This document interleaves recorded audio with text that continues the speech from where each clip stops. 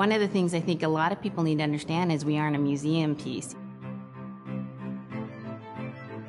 The Inupiaq people are a living people and a living culture. Even though we're in northern Alaska, which covers this vast area from Nome all the way over the Canadian border, is that there's this extreme value of interconnectedness and interdependence.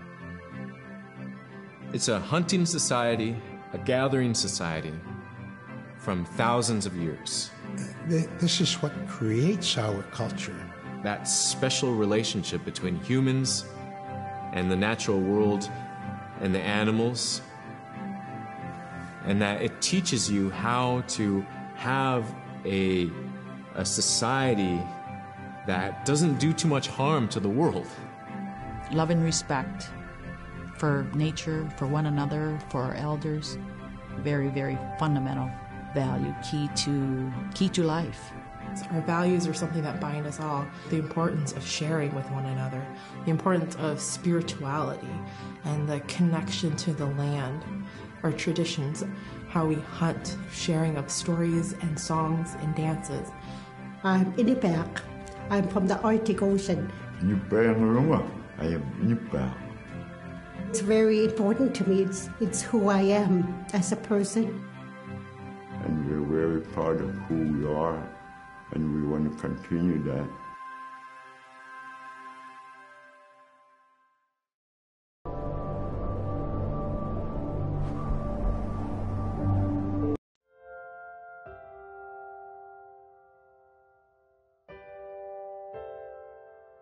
It'd be busy, busy, busy all through the day.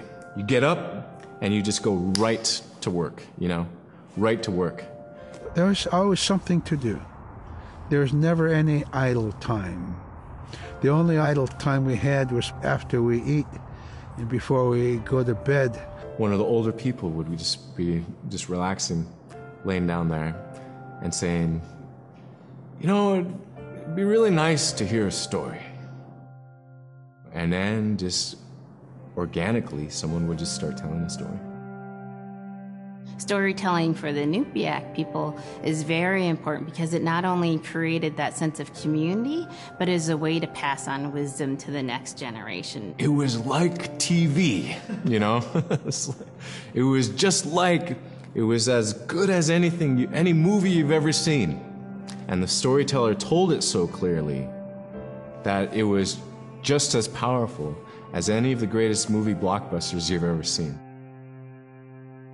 There was a reason behind the stories that we were told because they held traditional knowledge. They held things that we might need to know in life, whether it was about how to find food or how to survive, or it was about well-being and the importance of connecting with people and being a good member of the community. We all do stories. We all live in stories.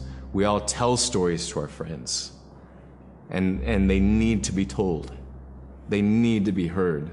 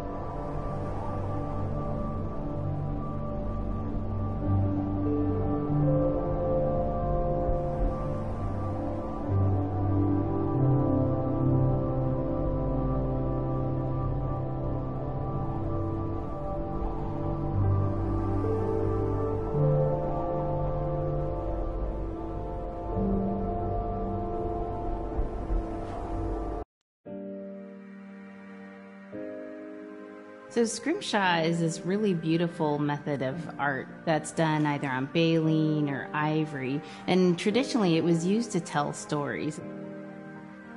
Each etching is telling a story of some event. Caribou hunting was taking place. This is what was going on. War began around this time, and so it sort of gives you a timeline of history through etching. An elder or the person who carved it would literally be able to read the scrimshaw story. They're like reading a book, in a way. A lot of the storytelling traditions would be things that after the storytelling was done, we'd just rely on the next person telling it. And so scrimshaw is a very important way for Alaskan Native people to record their history.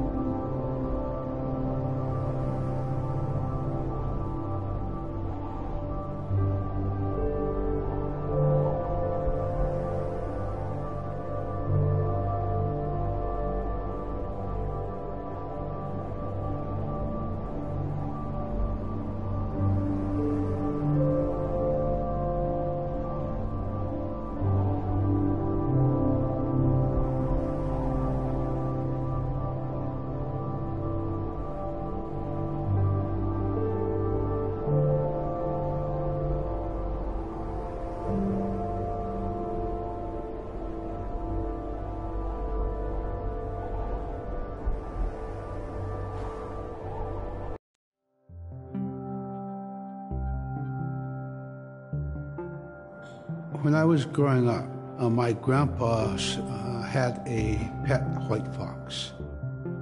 If you're a good friend with a fox, when there's danger abound, they try to keep you from getting into trouble. They pull tricks here and there, and foxes are like spoiled little kids in a way. When you let her out, she'd go prancing out in the snow, jumping in the air. I know she was happy then. Come running at me and jump on my chest, knock me backwards, lick my face, and I try not to let her. So that was my memory of my grandpa's pet fox.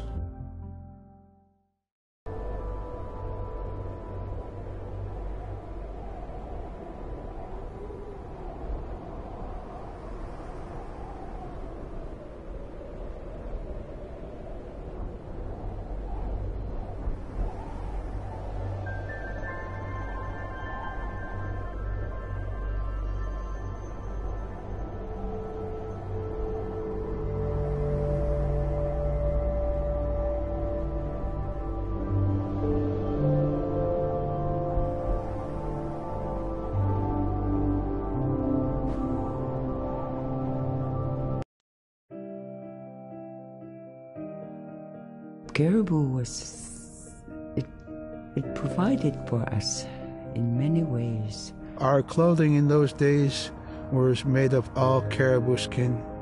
I grew up wearing caribou pants, mittens, caribou skin mattress, blankets. Some people had boots that were made with wolf leggings, sealskin sole bottoms. Baleen was shaved to make insoles. They kept us quite dry and warm as well. But the caribou skin clothing was the best. And we would get as many yearlings as we could for our outer clothing. And for a heavy winter, we would get caribou in February or March because the hair was the longest and the skin was the thickest, and we would use those for our winter gear. With that stuff on, you could sleep outside in 50 below and it wouldn't bother you a bit.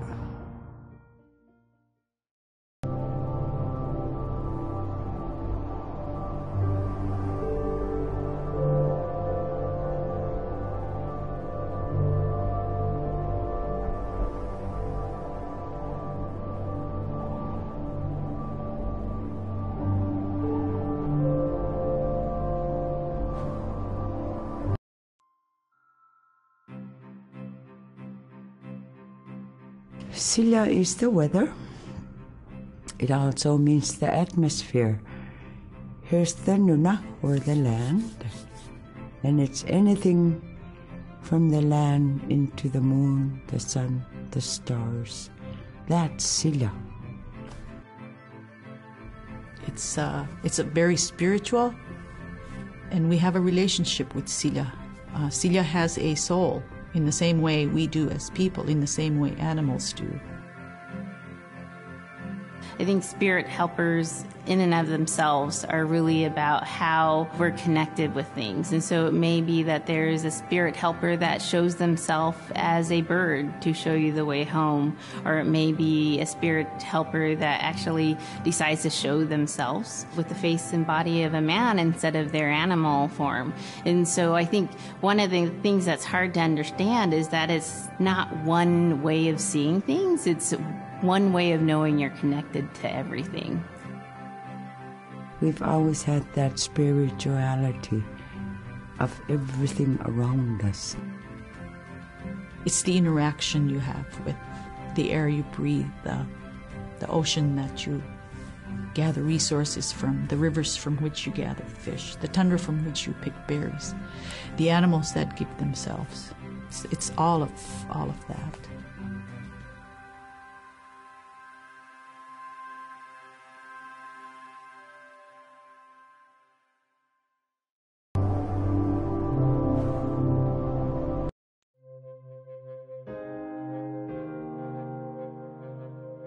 In the winter, when we were traveling, we didn't build sod houses, we built snow houses. In Canada, they call them igloo, but here in Alaska, we call them apuya. We'd do a day of travel, and then we'd make a apuya.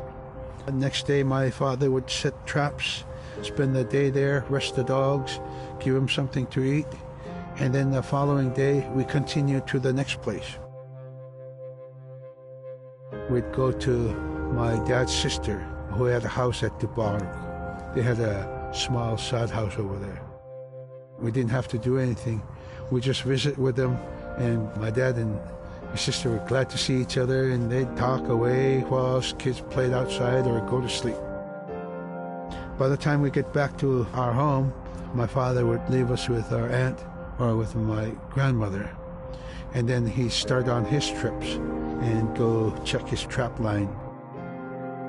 We were not into 8 to 5 kind of time, you know. We're in a total different kind. We're in ecological time.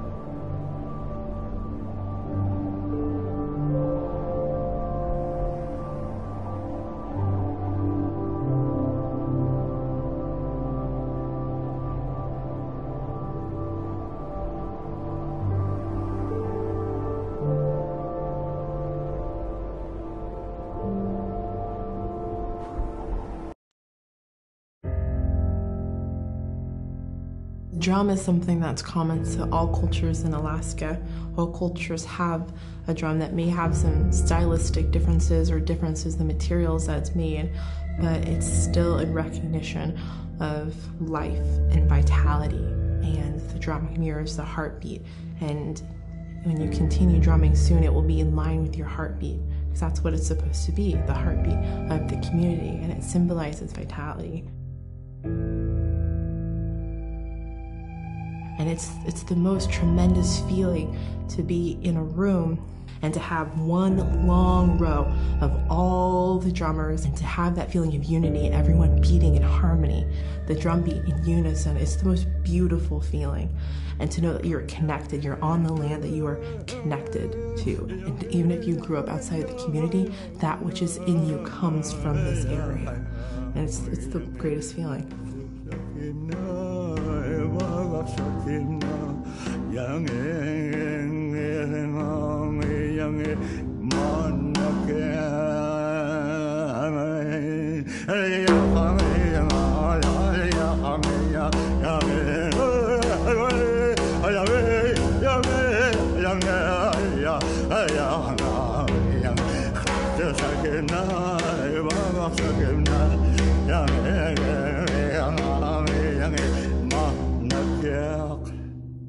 Man, I went at it and look what happens. Oh.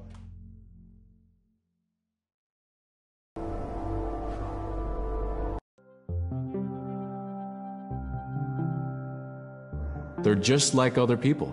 They just happen to be very small and extremely strong. These are stories that are common throughout Alaska. It's normally that people are, size from your elbow to the tips of your fingers, and they possess superhuman strength. So they may be tiny, but they can carry a whole caribou. And if you go up north and you talk to a number of the people in the community, they'll talk about having seen the little people. There's a place at home that we know, but we don't profess it to anybody. But it's not like the boogeyman. They can be mischievous, they can be ornery, or they can be helpers. And every now and then, we might have the opportunity to see them, especially if they want us to see them. The fact that it's across Alaska really tells you something about our history and how we interacted with nature around us.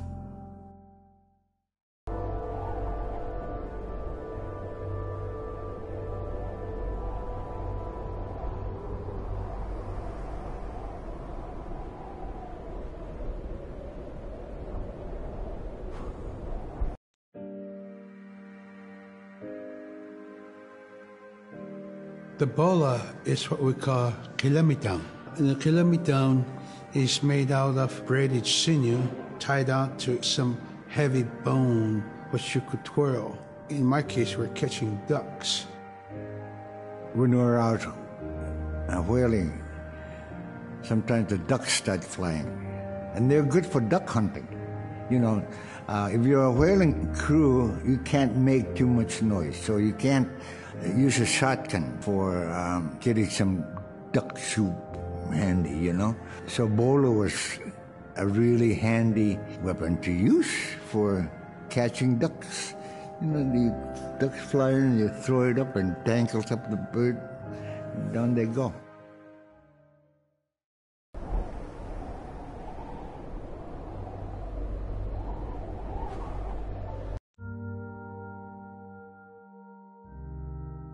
The scaredest I've ever been, I was 12 years old. We floated out on a piece of ice while we were duck hunting. It was a bluebird day, just clear blue skies. And there was 3 of us, myself, my brother, and my dad. Next thing you know, we see this dark shadow on the ice. We look and it goes behind us. So we all jumped up, startled, and my dad, he started running. We got back to the ridge there. The ice had fractured, cracked, and broke off, and we were floating away. We were drifting. It was close enough to where my dad would have made it. He stopped and he thought about throwing us across, and if one of us was on the other side, we would be split up. So he stopped, and he just so happened to have a cell phone on him. 911 didn't pick up. That's the worst feeling in the world right there. 911 did not pick up. So he left a message because they record their calls. Once he had relayed that information, his cell phone died. That was the scariest moment I've ever had in my life. We were floating away and I thought we were left for dead. He kept calm during this situation. He's bringing out everything positive in this case. You know, I'm crying, my brother's freaking out. It went from clear blue to dense fog. Within a couple hours, we heard the chopper flying around, so they must have gotten our message. We thought we were saved, and then the chopper sound went away. So we lit some of the sled on fire. It's plastic. We thought black smoke in the fog would create some kind of marker. Chopper pilot had mentioned when we got rescued, you could see a glow in the fog, and he slowed down there, and sure enough, as soon as he slowed down, we got within visual. That was definitely the scariest moment of my life, was floating away and not knowing what the outcome was going to be.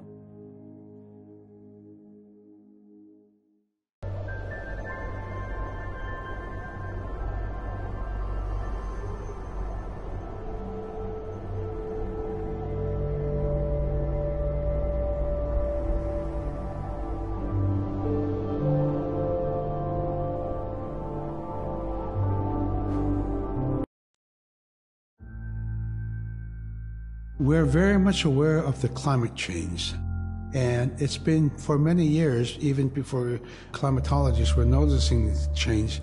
Inuit were already saying, "Sila alangokto." Our climate is changing. If the heat is going the way it is right now, for us it's going to be pretty bad.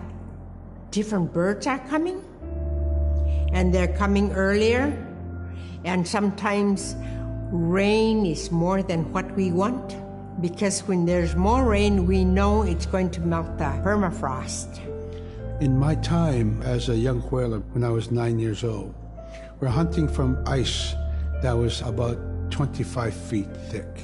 And there was giant icebergs already floating, coming by. That was the first signs of a changing climate. Ice that never broke before was now moving. Now, here it is 50 years later, we're hunting whale from ice that's 18 inches thick. There's no more thick ice. It's creating a malfunction in our whaling season, is what it is. Actually, more than that, all seasons in general. I think we are more scientists than more people will realize. We have more knowledge of those things than people will ever know.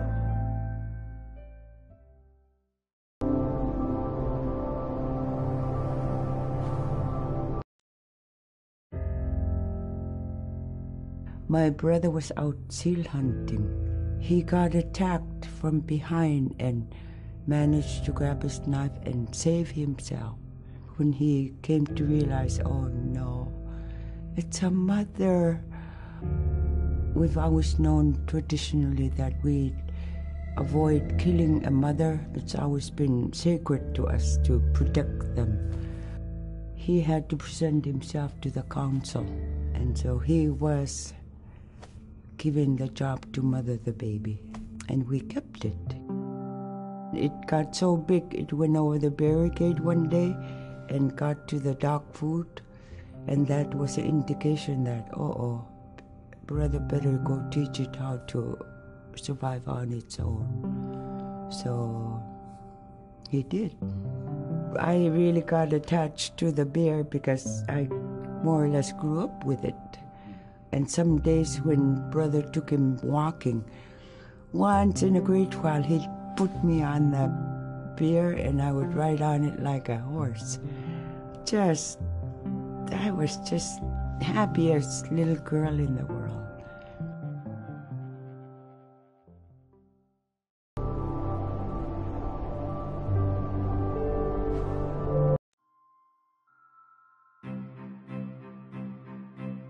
In, Arctic Alaska, hunting is a really important part of life. It's not just about going and shooting something, it's about going and putting food on the table. But more importantly, subsistence hunting isn't just about the insular family unit, it's about feeding the whole community. And I think that's one of the beautiful things about subsistence hunting in Alaska is that people go out and they'll go get, fish, or they'll get a caribou, and they'll get, seals and whales, and one of the first things they'll do is they'll say, oh, I need to take this to the elders.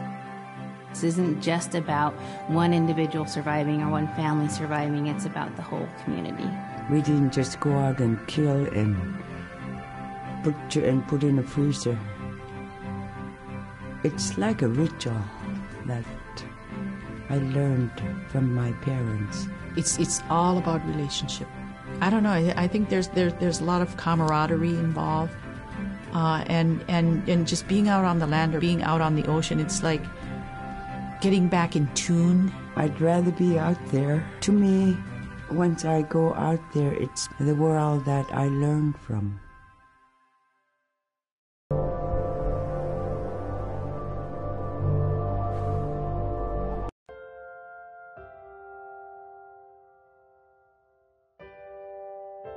Now, we spend all our time out in nature. You get very intimate with the world. And over time, if you're living that life, you start to sense that everything has a spirit. There's a consciousness in everything. Everything is alive. If everything is alive, then we want to respect it. And if we're going to use it, we want to use it respectfully. What I try to tell my nephews and nieces, you love to hunt, you have to take care of the animals that you catch, preparing the food and eating the food that you catch. Water provides you. The ice brings you life. It provides all those things that you need to be a part of your life. That was something I grew up with. I grew up respecting the animals. I grew up respecting the land. And that, to me, that is why we as Inupiaq, as an Inupiaq culture, as an Inupiaq people, is why we're so successful.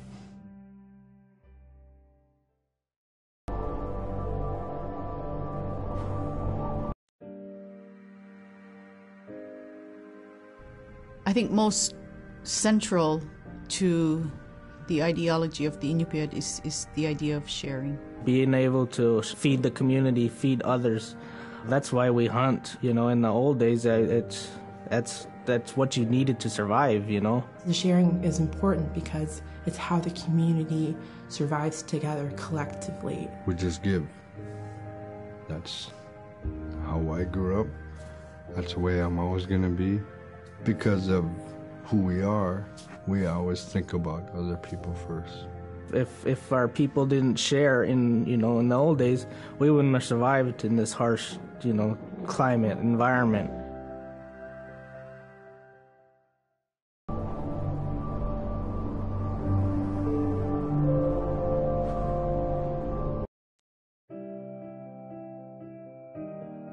Big Diamond, Little Diamond, and King Island.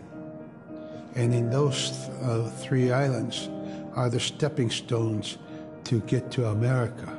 So King Island is this absolutely beautiful place off the coast of Alaska. And if you can imagine being on this really kind of rocky island that kind of shoots up from the water to these cliffs, and then all of a sudden you see these stilts, and then you look up and there are these houses. They were built on the cliff up high because of the ice.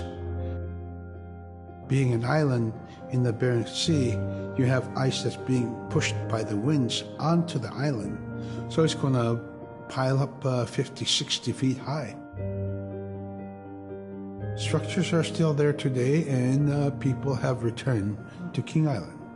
It's a growing community as the people return back to their island.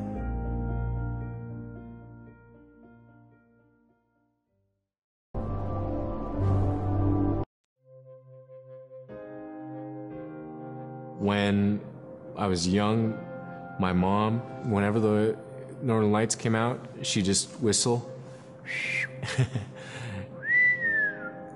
Boy, they come alive. Just keep whistling and that aurora will, just like, you know, you can almost hear it.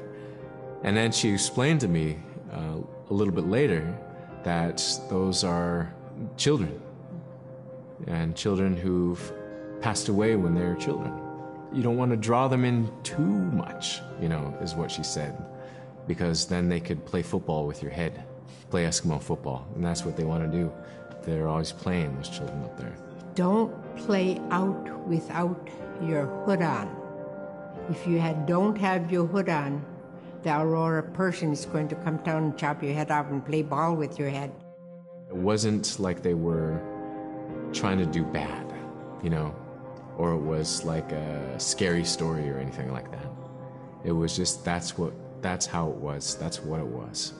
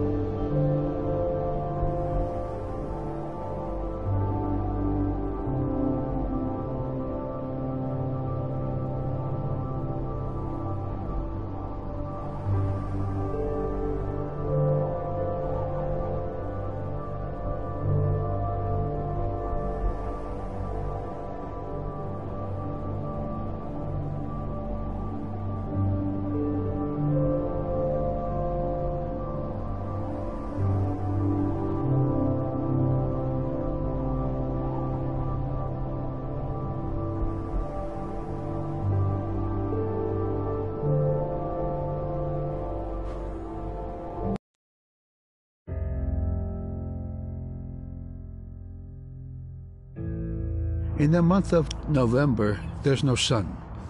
So during that dark time, we travel by the light of the moon. It's quite different. Everything was silver and black. Toward the horizon, we could see where caribou are because their body heat flowing upward, and we could see it glowing in the moonlight against a dark horizon where there's no stars. If somebody yelled, you could know who yelled from where the sound came from, but specifically where that cloud of their breath went up and it glowed in the moonlight. So that was a good time to travel. It was very surrealistic.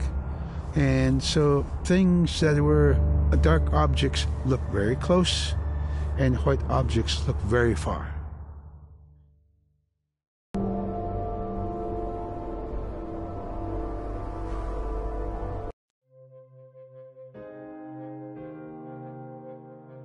We're taught that there's no hierarchy.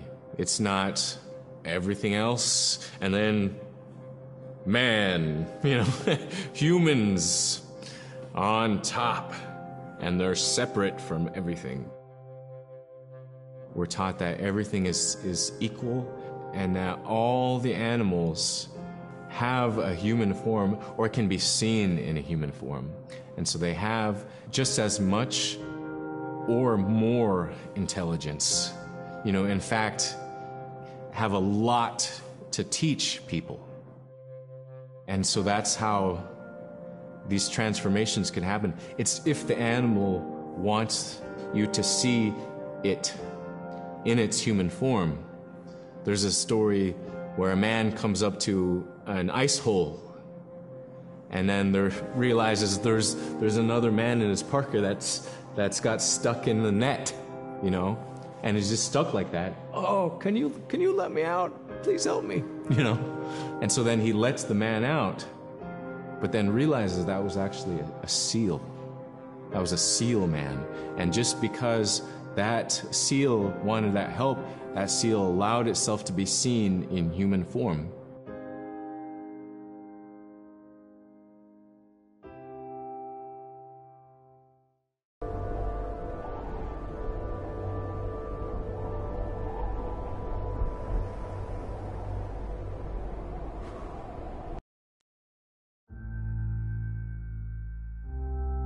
We have our Dimi, the body, which returns to Nuna, the earth.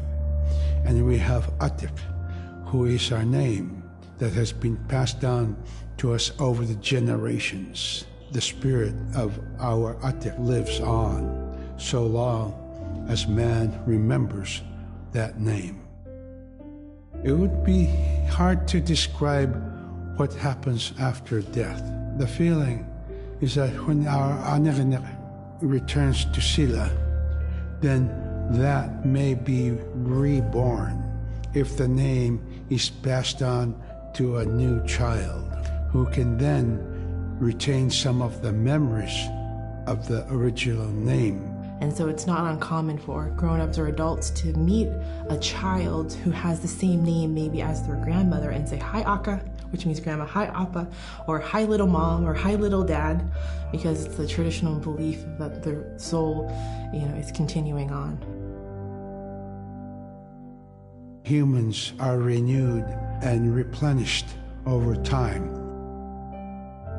Just like our plants. Every year flowers are born and bloom and they die. Next year they are born again.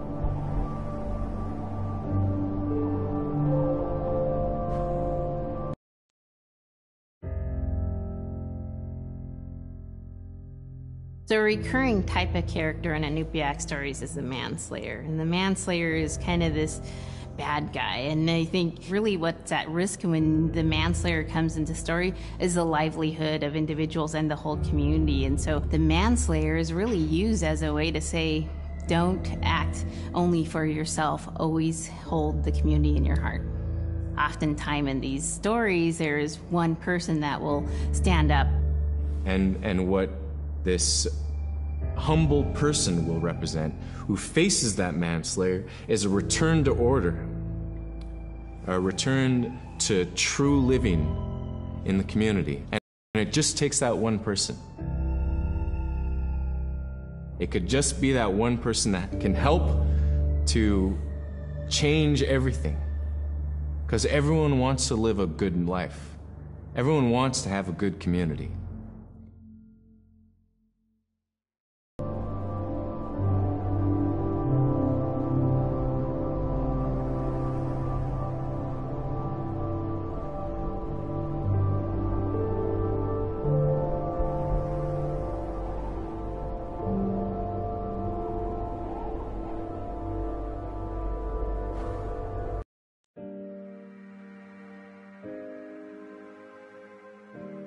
With regard to the environment, the blizzards have been one of the key elements that have impacted the survival of people, especially in the hard winter.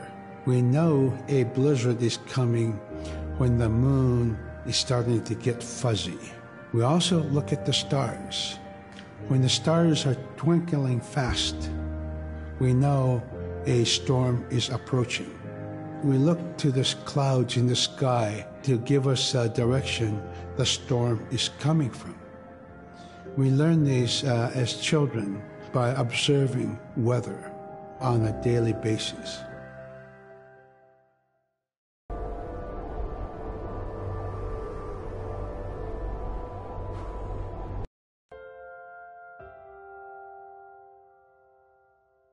With the story of Kunuk Sayuka, told by Robert Cleveland, it's just a masterwork. It's a well-known story among the Inupiaq people, and in our case, of producing a video game that really reflects indigenous heritage. It captures the imagination, and it's something that you have a very specific kind of task to do.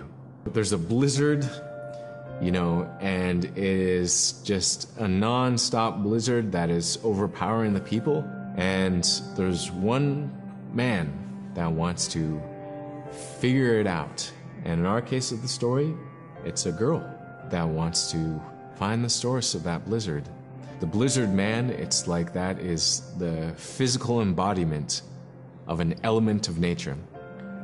And so there's a person that needs to go up and take away that adze, that's chipping away that snow. In that community, the person least expected is the one who stands up and makes the difference. Humility is something that we value, and where that comes from is the idea that you are not the biggest thing in the world. And when you live in an extreme environment like where the Inuit reside, you're at the whim of the environment, of the climate, of the animals. You can be as prepared as you can, by learning from your elders, but you're not the biggest force in the world.